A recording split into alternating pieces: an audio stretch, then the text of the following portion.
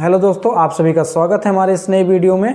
और आज हम इस वीडियो में आपको बताएंगे एक्यूट अर्थराइटिस यानी हाल ही फिलहाल में होने वाली जो अर्थराइटिस होती है, जिसमें कि जोड़ों में दर्द होना, उसमें जलन होना, सूजन होना, लालीपन होना, चाहे वो अंगूठे के जोड़ हों, चाहे हाथ के जोड़ हों या पैर के हों, उंगलियों के हों, इन सभी में अर्थराइटिस में अक्सर दर्द बहुत ज़्यादा रहता है।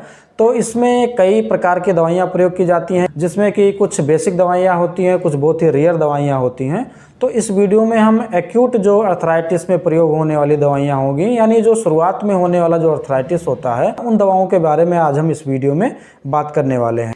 और दोस्तों, इसी प्रकार की जानकारी हम अपने चैनल पे लेके आते रहते हैं, इसलिए हमारे चैनल को ज़रूर सब्सक्राइब कर लीजिए। चलिए अपने मेन टॉपिक पे आते हैं और बात कर लेते हैं एक्यूट अर्थराइटिस के बारे में और उसमें प्रयोग होने वाली दवाओं के बारे में।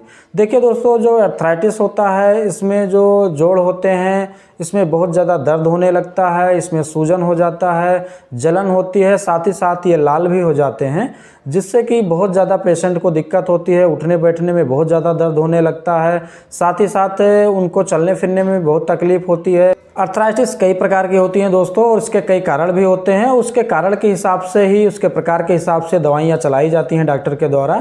तो अर्थराइटिस में प्रयोग होने वाली सबसे पहली जो दवा होती है वो होती है पेन किलर, क्योंकि इसमें दर्द बहुत ज़्यादा होता है। तो दर्द की दवाओं में सबसे ज़्यादा जो प्रयोग की जाती है दवाइयाँ, तो उसमें आपका आइब्रूफेन हो गया, डाइक्लोफिनेक हो गया, सेलेकोक्सिब हो गया, नेप्रोक्सान हो गया। और ये दवाइयाँ NSAIDs ग्रुप की दवाइयाँ होती हैं, जो कि सूजन और दर्द को कम करने में मदद करती हैं।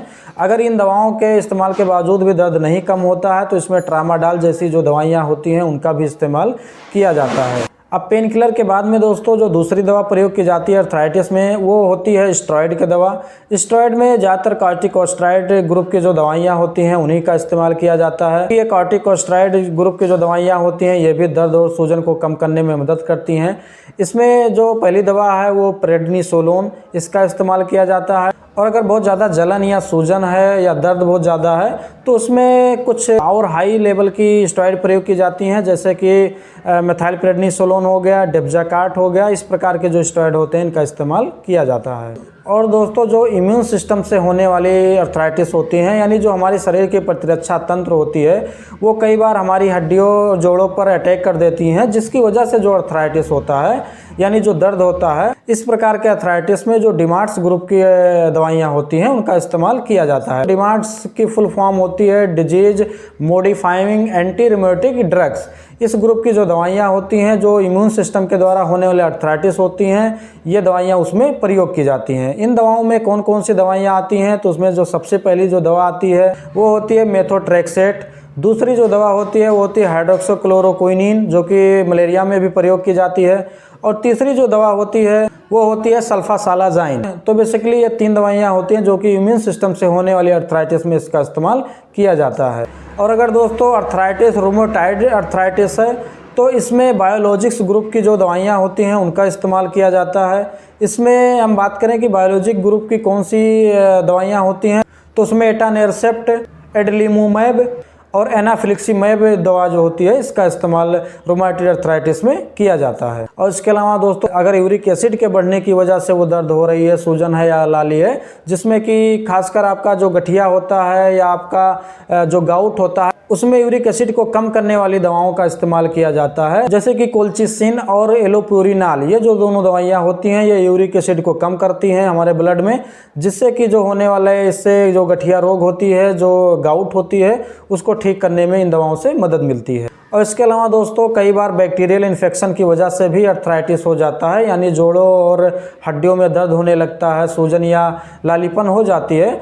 तो ऐसे में एंटीबायोटिक्स से भी डॉक्टर चला सकते हैं, जैसे कि सेपोडाक्सिम हो गया, एमोक्सिसिलिन हो गया कैल्विनिक एसिड के साथ में, और सेफेक्जिम हो गया। इस प्रकार की कुछ एंटीबायोटिक्स आती हैं जिनका इस्तेमाल डॉक्टर अर्थराइटिस में कर सकते हैं। अब ऊपर मैंने दोस्तों जितनी भी दवाएं बताई हैं उनको लेकर के कुछ सावधानियां आपको बरतनी हैं, जैसे कि जो पेन किलर मैंने बताए हैं ऊपर, जैसे NSAIDs ग्रुप की जो पेन किलर्स हैं, ये किडनी को प्रभावित कर सकती हैं, यानी किडनी को डैमेज कर सकती हैं इनके अनावश्यक प्रयोग से। और जो आपकी डिमार्ट्स ग्रुप की जो दवाइयाँ थीं, जो कि इम्यून सिस्टम को कम करने वाली दवाइयाँ थी, उनके अगर गलत इस्तेमाल किया गया तो उससे जो आपकी प्रतिरक्षा तंत्र है वो गड़बड़ हो सकती है, जिससे कि आपको भविष्य में चल के गंभीर बीमारी बन सकती है। और इसके अलावा अर्थराइटिस में प्रयोग होने वाली जो अन्य दवाइयाँ हैं उनके भी कुछ ना कुछ साइड इफ़ेक्ट होते हैं, इसलिए इन सभी में से कोई भी दवा प्रयोग करने से पहले आप अपने डॉक्टर से ज़रूर सलाह ले लें, अपने से खुद इन दवाओं का प्रयोग ना करें। तो ये थी एक्यूट अर्थराइटिस, यानी जो हाल ही में होने वाली अर्थराइटिस थी, जैसे 2 दिन, 4 दिन, 10 दिन या 1 महीने से, इसमें इस्तेमाल होने वाली दवाओं के बारे में मैंने बताया है। और अगले वीडियो में हम आपको क्रोनिक अर्थराइटिस जो होती है, यानी जो लंबे समय से अर्थराइटिस है, जिसमें इन सब बेसिक दवाओं के इस्तेमाल करने के बावजूद भी वो ठीक नहीं हो रही हैं, तो उसमें कुछ रेयर दवाइयाँ होती हैं जो डॉक्टर के द्वारा प्रयोग की जाती हैं, उन दवाओं के बारे में हम अगली वीडियो में आपको बताएंगे। इसलिए हमारे चैनल को सब्सक्राइब करना मत भूलिएगा। और दोस्तों, अगर आपको वीडियो अच्छा लगा है, नॉलेजेबल लगा है, तो वीडियो को लाइक करिए